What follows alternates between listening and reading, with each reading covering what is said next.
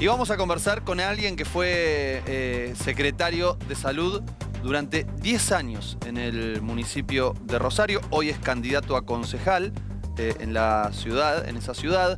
Se llama Leonardo Caruana y está... Leonardo Caruana, y ya está en línea para conversar con nosotros. Leonardo, ¿cómo estás? Un gusto grande. Aquí te saluda Martín Bustamante. Hola, ¿qué tal, Martín? Buenas noches, un gusto, un placer. Gracias por invitarme al programa. ¿Dije bien? ¿Estuviste durante 10 años trabajando como secretario de Salud? Sí, estoy todavía, en ¿Todavía realidad estás? acompañé casi las últimas intendencias, estoy de licencia sin goce de sueldo Sí. porque estoy abocado a la campaña electoral. Ajá. ¿Y qué descubriste en estos 10 años en la función pública en el sector de la salud? Bueno, primero digo, me considero trabajador de la salud porque, bueno, hace más de 30 años que trabajo y decidí trabajar en el sector público, por eso creo que es imposible, digamos, no responder a esto que vos decís con el atravesamiento de la pandemia, que justamente Claro. es la fortaleza de lo público. Ustedes saben que Rosario en la década de los 90 construyó un sistema municipal es tan robusto como alguna de las provincias del país en relación a su inversión, su presupuesto, el 26% del presupuesto y casi 5.000 trabajadores, un municipio que resuelve muchas cosas que tienen que ver con la alta complejidad y que lo hizo cuando en los 90 también se escuchaban discursos arrasadores del Estado, ¿no? Sí. Con políticas neoliberales, con expresión de que la privatización de los servicios públicos era el camino. Bueno, Ujú. la pandemia creo que es el eje de lo que aprendimos, de que cuando se tiene lo público, se puede abordar una catástrofe sanitaria como lo fue con las dimensiones en todo el territorio nacional, ¿no? Claro, claro. Y en estos 10 años fue un hito esto de la pandemia, tal como estás contando. ¿Qué sucedía cuando empezaste y qué sucede hoy en día? Bueno, en realidad nosotros venimos con un proyecto de salud que lo inicia en su momento Hermes Wiener hace 30 años, como te decía, y tenemos una construcción de una salud pública que garantiza desde el abordaje del control del niño sano, un Papa Nicolau en el centro de salud, tenemos 51 centros de salud, como un trasplante de médula ósea o una cardiopatía congénita, es decir, una resolución quirúrgica de una cirugía Sí. en un bebé hecho por el sistema público. Yo creo que lo que genera la evolución de todo el sistema es que es cuando lo público está, iguala. Es decir, independientemente de las condiciones de vida, de las desigualdades estructurales, un niño o un adulto tiene las posibilidades del acceso y el tratamiento Mm. sin ninguna cuestión mediada de pago, copago o, o Mm. requisito para poder ingresar, salvo que no tenga cobertura. Mm. Esta es la evolución. Por supuesto, la pandemia nos provocó que tengamos que repensar muchas cosas del sistema de salud, sistemas de información. Sí. Tenemos un laboratorio de producción pública de medicamentos, es decir, hay una historia de trabajo en el sector público que no es de los funcionarios y solo de un gobierno, sino también de todos los trabajadores y trabajadoras que independientemente de recorridos partidarios, Sí. muchos hacen síntesis en la defensa de la salud pública como derecho. Es allí donde nos encuentra y siempre hemos resistido como colectivo los embates de propuestas de recetas internacionales que en general no tienen otro objetivo que reducir la salud a un paquete de prestaciones, ¿no? Mm. Es interesante lo que estás contando. En su momento, recuerdo que la vicepresidenta de la Nación planteó el debate, más allá del acuerdo o el desacuerdo político con ella, por la relevancia de su cargo y de su historia, generó una gran repercusión. Y ella dijo, bueno, la pandemia nos pone a foco repensar todo el sistema de salud, porque tenés el sector público, tenés las obras sociales, tenés las prepagas. y hay algo que no está funcionando del todo bien, porque en última instancia es el Estado el que se tiene que hacer cargo de vacunar a la población, de atender a las personas que están con COVID cuando ya no hay más camas en el sector privado. Para vos, ¿qué se debería hacer en ese contexto, en todo este sistema tan enrevesado que además, en última instancia, termina teniendo financiamiento del Estado, porque a través de la Superintendencia de Salud y a través de distintas formas de financiamiento cruzado, se termina generando de alguna manera un fondo público para poder garantizar incluso lo privado?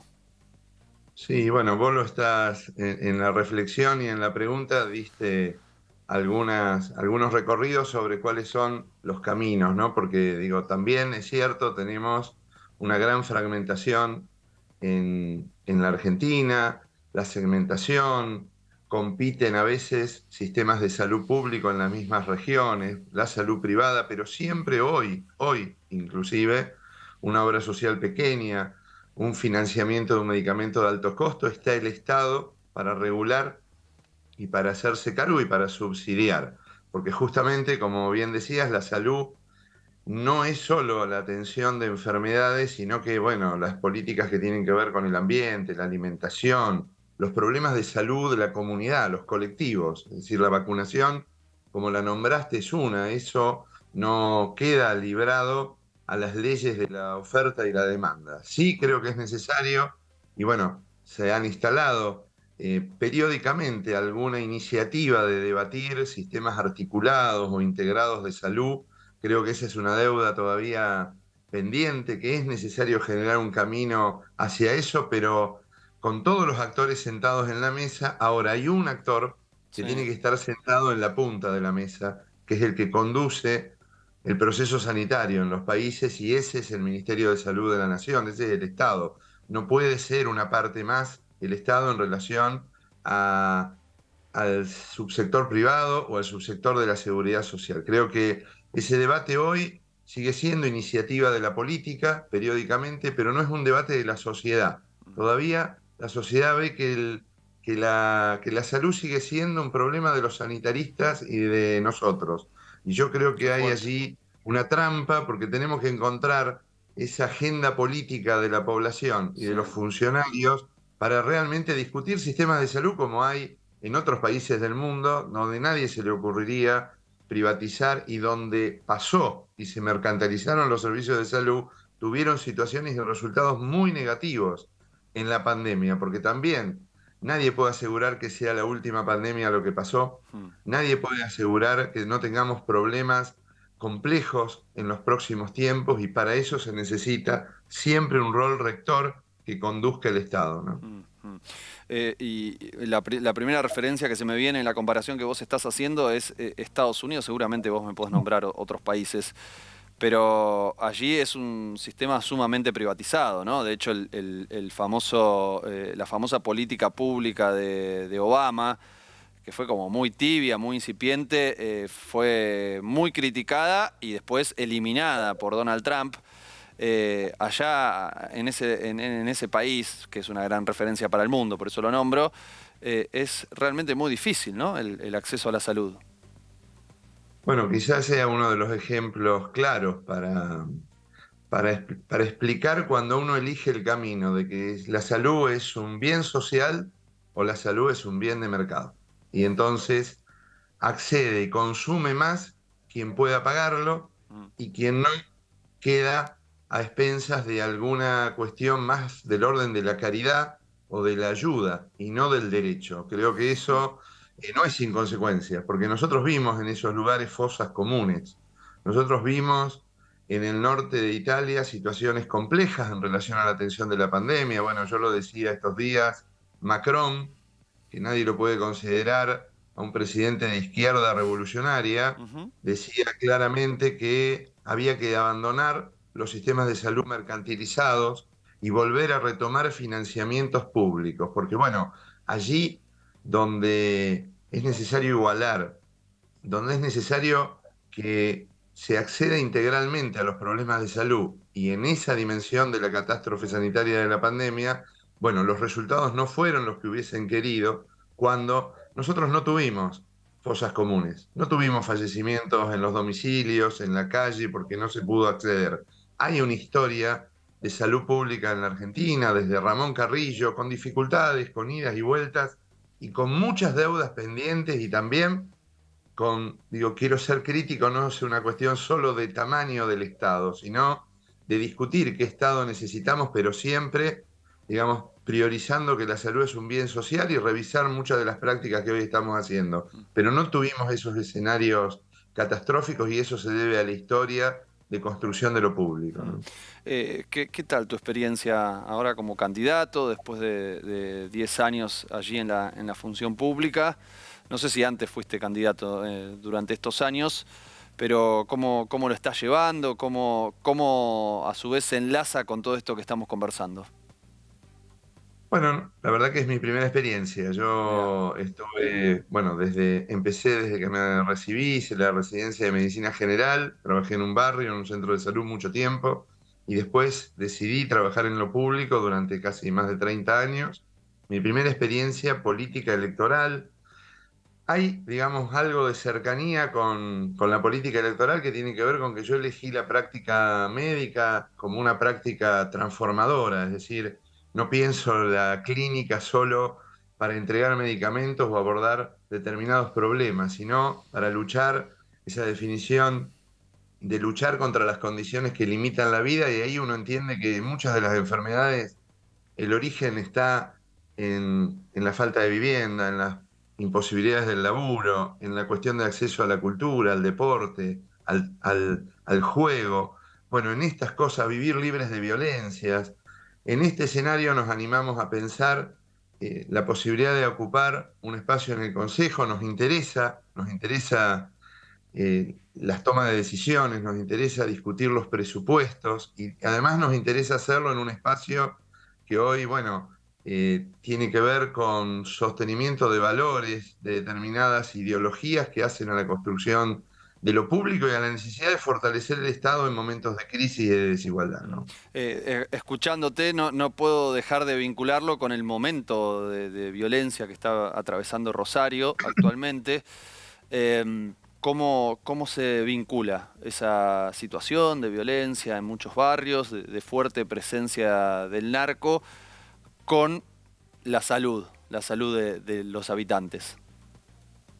Bueno, es un tema de debate y de tensión permanente, ¿no? Si bien las explicaciones de la violencia tienen sus explicaciones más supraestructurales y es de múltiples dimensiones, porque el atravesamiento de la desigualdad, el atravesamiento de las inequidades, las dificultades con el control y esa combinación de cosas hace que tengamos mucha tensión y esa tensión también se vive en el centro de salud de un barrio, porque bueno, es allí donde circulan las familias, las situaciones de crisis y muchas veces las atenciones. Por eso también a veces hay que repensar la forma de trabajo en los centros de salud por estos escenarios de violencia, pero también es necesario, bueno, discutirla y abordarla, y salud tiene mucho que decir, porque salud ingresa personas con heridas de armas de fuego, tiene contactos con las familias y tiene historia de vínculos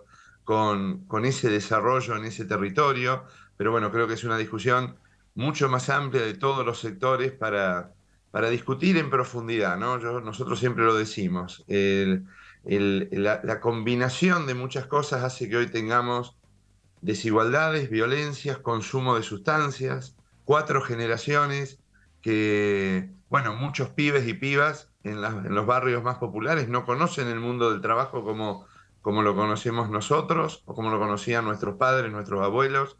Es necesaria una discusión más profunda y también, bueno, hacernos la pregunta, ¿no? Como ciudad, como provincia, como país, ¿cuánta desigualdad estamos dispuestos a soportar, ¿no?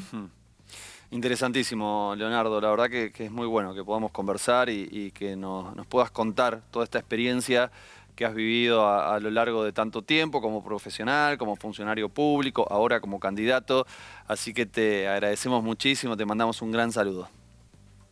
Bueno, gracias a ustedes. La verdad que es un placer poder comentar esto. Hoy se escuchan nuevamente, yo digo siempre, parece la segunda edición de una serie que comenzó en los 90, que es esta de los vouchers, los carnets, y confundir la salud con un bien de mercado. Yo creo que hay que dar una fuerte discusión en palabras sencillas de que cuando se piensa en seguros de salud, cuando se piensa en voucher, no es otro camino que la privatización de los servicios de salud. Y el rol de los medios de comunicación, en este caso con ustedes, de poder dar un tiempo para explicar, independientemente de los resultados electorales, digo, yo lo hago como trabajador de la salud y como gestor, pero es un momento donde hay que poner y reivindicar lo público críticamente, pero no comprar espejitos de colores, porque son muy peligrosos para la vida pública y para los grandes colectivos de la población argentina. Un abrazo grande. Abrazo grande.